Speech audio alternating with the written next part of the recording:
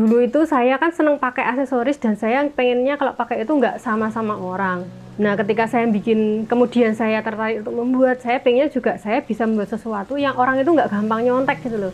Terus saya bisa eksplorasi sebebas-bebasnya saya, ekspresif dan lainnya, dan saya pikir metal smithing dan tembaga ini kayaknya cocok gitu loh buat saya. Walaupun saya sangat berharap kalau orang beli perhiasan saya itu ya jangan sampai dibuang gitu kan, tapi kepepet-pepetnya mau dikiloke, dia masih ada value untuk dijual lagi, untuk misalnya remah-remahnya kayak potong-potongannya kalau dari sisi produksi saya ya. Itu jadi saya masih bisa muter lagi di situ.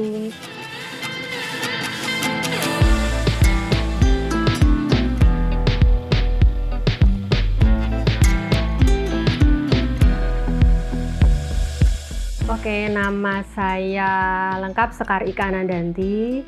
Kalau nama panggilan sehari-harinya Ika. Nama brand saya Urans. Kata uwer dalam bahasa Jawa itu artinya melilit. Jadi kan dulu bikin kawat lilitan kayak gitu-gitu. Nah, terus saya itu jadi CEO, Chief of Everything. Nah, itu jabatan saya. Ya, yang jelas itu gampang diucapkan karena hanya satu kata kan, maksudnya kata yang simple. Terus ya karena saya orang Jawa ya saya ngambil dari bahasa Jawa aja toh, karena uwer artinya melilitkan itu, atau nguwer itu kan itu kayak bahas istilahnya teman-teman yang bikin perhiasan kawat. Karena awalnya dulu saya bikinnya perhiasan kawat, belum yang ditutuk-tutuk di patri-patri, tapi teknik itu tetap saya pakai sampai sekarang. Kayak lebih familiar aja sih di telinga kayak gitu. Terus kenapa dikasih S di belakang? Biar kayak bahasa Inggris kan, biar Urans gitu kan. Nah, orang nyebutnya itu kan keren itu kan. S itu kan artinya plural gitu loh. Nah gitu mas sebenarnya. Ben mondok keren itu mas. Saya basicnya desain grafis, dulu advertising. Logam ini saya eksplor sendiri sih. Jadi selain dulu ada temen yang memang sudah lebih dulu membuat, saya belajar cara gergaji itu gimana, cara nyoder itu gimana, nempelkan kawat ke logam, ke plat itu gimana, terus oksidasi itu gimana, dan selebihnya saya belajarnya sendiri, YouTube lah, Pinterest kayak gitu. Ya sambil nanya-nanya juga sih, nanya kiri kanan atas bawah, pokoknya tanya. Bengkel saya ini di perumahan Gunung Sempu. Perumahan Gunung Sempu itu di Kelurahan Taman Tirto, Kecamatan Kasihan, Kabupaten Bantul. Untuk produk yang saya buat itu 99% karya saya, tangan saya sendiri. Yang 1% itu freelance atau kadang nodong temen kalau misalnya tiba-tiba kayak kemarin yang terakhir ini dapat pesanan banyak. Nah itu baru saya nodong, tapi yang 99% saya.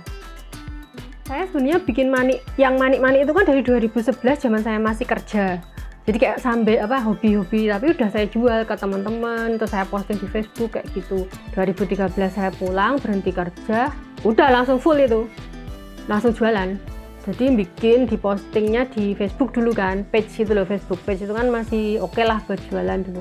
Terus pokoknya bikin 2-3 tak posting, ada yang laku kayak gitu aja ngalir. Jadi bukan yang istilahnya, wah aku mau bikin bisnis, aku harus begini, enggak. Start saya di produk, bukan di bisnisnya, lebih ke produk dulu. Pokoknya saya bikin, mbuh kui payu apa enggak, yang penting saya bikin, saya pajang, nekat gitu sih lah, gitu aja sih.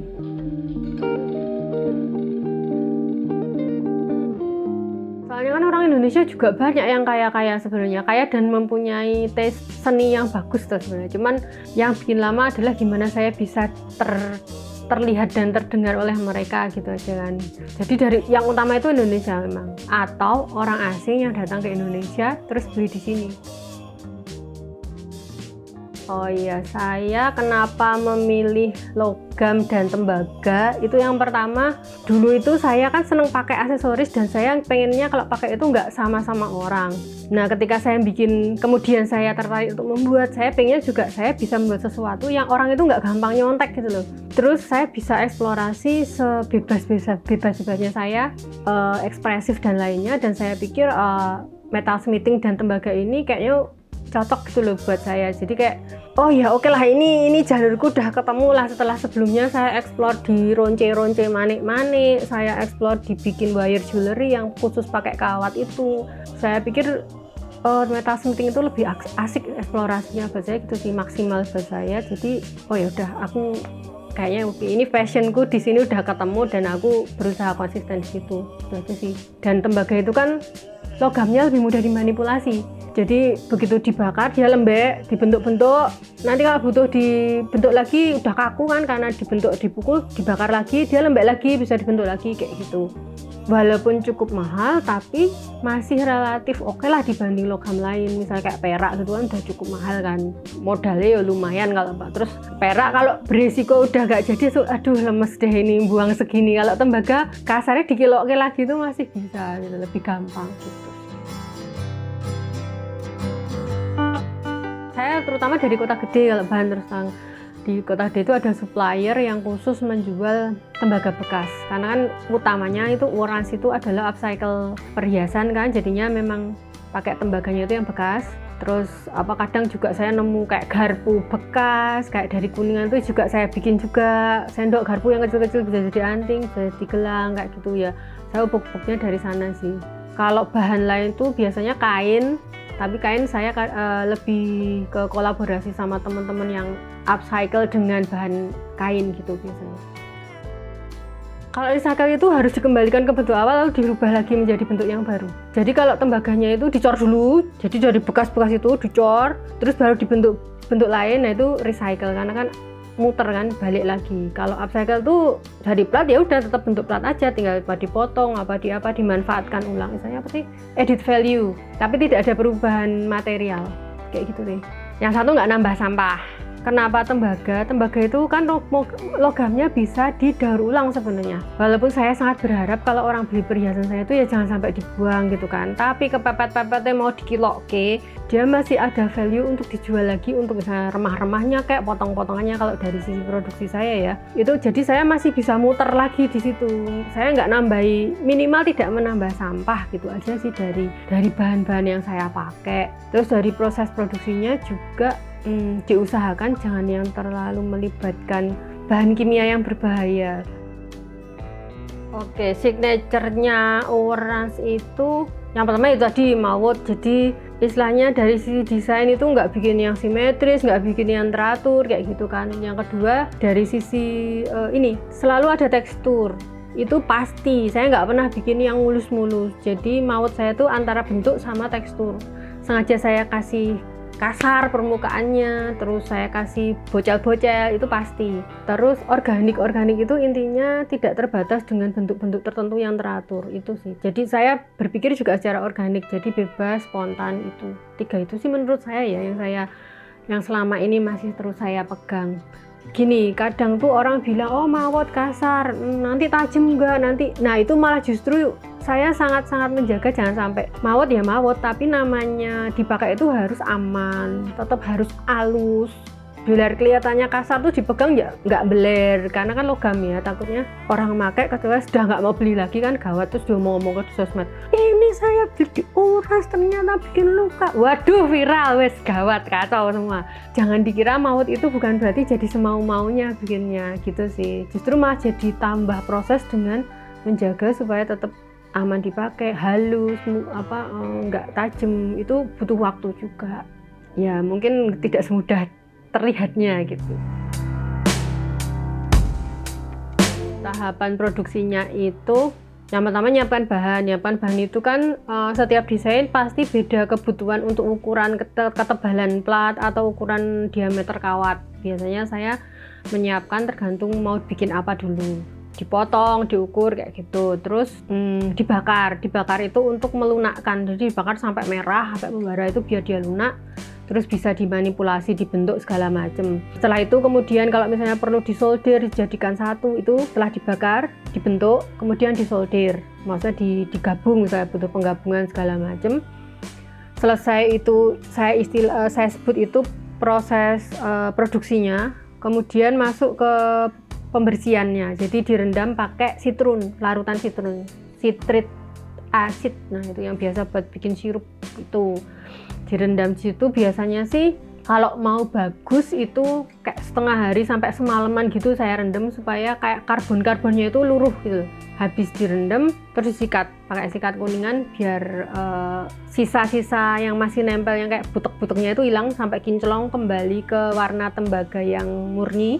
Baru habis itu dioksidasi. Oksidasi itu diwarnai karena saya punya 2 teknik pewarnaan, yang satu pakai sulfur terus pakai api. Itu nanti saya larinya ke arah yang lebih terang, jadi kayak keemasan, terus kadang kayak muncul warna pelangi, tapi itu tidak bisa disetting, jadi benar-benar natural reaksi ke logamnya. Habis itu di coatingnya pakai varnish logam biasa sih. Ada coating yang teman saya bikin memang khusus buat aksesoris, jadi saya pakai coating itu. Udah di coating, paling didiemin. Biasanya saya diemin aja semalaman lagi biar nggak bau kan, karena kan pakai thinner gitu kan, terus biar coatingnya bener-bener nempel gitu sih. Ya minimal 3 hari lah proses satu rangkaian, pokoknya basicnya 3 hari itu paling cepat. Kesulitan itu biasanya kalau custom ya, terus orangnya mungkin minta bentuk yang gimana gitu kan, dia ngasih contoh dari karyanya orang asing, terus Mbak bisa nggak bikin kayak gini. Ya walaupun saya modifikasi, tapi kan kadang ada teknik tertentu yang saya belum nyampe ke situ karena dia pakai teknik yang advance misalnya kayak gitu. Nah kendalanya teknis ya, berarti kesulitan teknis. Terus yang kedua, kalau ada konsep tertentu yang diminta, mau pameran bareng terus oh ya kita pakai tema ini misalnya gitu. Nah itu paling eksplorasi tema itu yang kadang saya merasa kayak aduh ini diwujudkan ke aliran mautku gimana bentuknya ya gitu kan. Nah, ya bukan kesulitan sih kalau saya bilang, itu keistimewaan. Jadi memang penggemar karya saya itu limited. Ya memang limited, jadi orang yang seneng juga sedikit, jadi istimewa gitu. Begitu kolaborasi itu asiknya kan, jadi satu diferensiasi produk, yang kedua itu kayak pancingan kreatifnya kan jadi jalan. Jadi ada beberapa yang sudah lumayan lama sih jalan untuk kolaborasi. Ada yang sifatnya adalah saya bikin desain sendiri kemudian digabungkan dengan desain dari pihak kolaborator. Ada yang dari pihak kolaborator itu sudah kayak bikin gambaran desain dulu, tapi saya nanti dibebaskan untuk membuat itu gitu loh.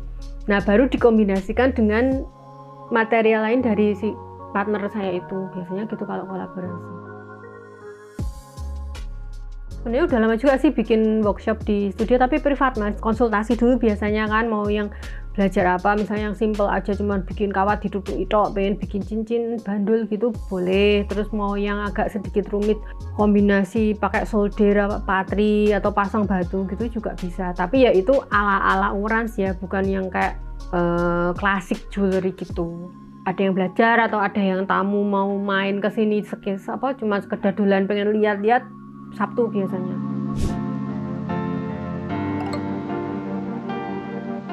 Harapan saya tuh sebenarnya yang belum keturutan itu adalah pengen karya Orange itu ada di museum di luar negeri, karena museum itu kan pasti punya art gallery gitu kan. Pengennya saya sampai ada bisa di sana sih, cuman memang belum, mungkin jalannya belum ketemu aja. Pengen banget kayak gitu, museum di Paris, Milan, New York, semoga. Terus yang kedua bikin buku mas, saya pengen bikin buku jadi koleksi karya saya bukukan ya, biar jadi inspirasi buat teman-teman gitu aja sih. Terus nanti ada sentuhan khusus ala saya di buku itu gitu. Jadi karya-karya dari mulai saya pertama bikin sampai yang terkini, jadi orang bisa lihat prosesnya kan. Oh itu bentuknya orang sih genre genah ini kayak gini, oh oke, berkembangnya jadi kayak gini. Itu biar saya beneran bikin nanti tahun depan insya Allah, karena tahun depan umur saya 50, saya pengen hadiah ulang tahun saya bikin buku itu. Terus tak omong ke sisan ben tak gawe tenan.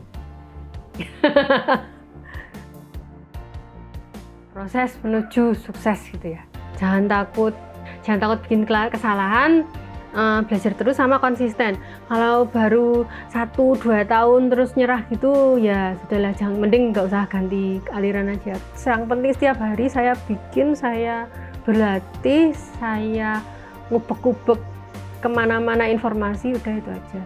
Dan konsisten ya, konsisten bener-bener itu harus, itu udah pentung 5 itu, huruf besar bold pentung 5 garis bawah merah, konsisten guys. bersama Bermetamorfosa.